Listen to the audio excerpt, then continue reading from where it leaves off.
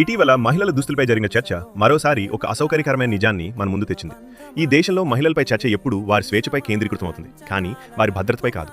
ప్రశ్న దుస్తుల్ది కాదు, దృష్టికోణం, అధికార సమీకరణలు మరియు సామాజిక వైఖరులది. ఇక్కడ ఒక విషయం స్పష్టంగా చెప్పాలి. మహిళలకు శత్రువులు పురుషులు మాత్రమే కాదు, చాలాసార్లు మహిళలే మహిళలకు శత్రువులవుతారు.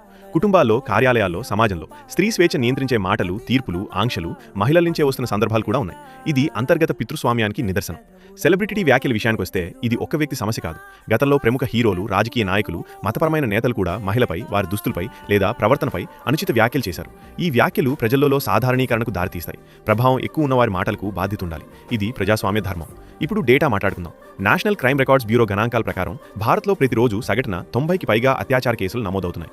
గృహహింస కేసులు మహిళలపై నమోదైన నేరాల్లో అత్యధిక వాటాను కలిగి ఉన్నాయి. ముఖ్యమైన విషయం ఏమిటంటే ఈ నేరాలు అన్ని వర్గాల మహిళలపై జరుగుతున్నాయి. సంప్రదాయ దుస్తులు ధరించిన వారిపైన, ఆధునిక దుస్తులు ధరించిన వారిపైన. విడాకుల విషయంలో కూడా ఆందోళనకర ధోరణి కనిపిస్తుంది.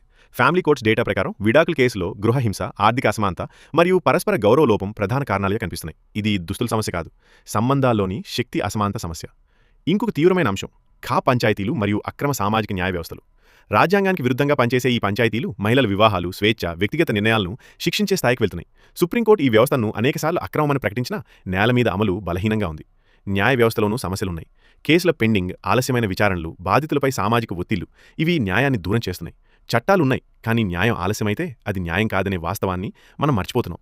ఇక్కడ మార్పు అవసరం ఉంది, కానీ ఆ మార్పు మహిళల దుస్తుల నియంత్రణలో కాదు, విద్యలో, లింగ సున్నితత్వంలో, కుటుంబాల్లో విలువల మార్పులో ఉంది. మహిళ భద్రత అనేది ఆమెపై ఆంక్షలు విధించడం ద్వారా రాదు, సమాజంపై బాధ్యత విధించడం ద్వారా వస్తుంది. చివరికి ప్రశ్న ఇదే: మనం నిజంగా మహిళల భద్రత గురించి మాట్లాడుతున్నామా, లేదా సులభమైన లక్ష్యంగా ఆమె స్వేచ్ఛనే ప్రశ్నిస్తున్నామా? మహిళలు సమస్య కాదు, వారు పరిష్కారంలో భాగం. సమాజమే తన దృష్టిని మార్చుకోవాలి.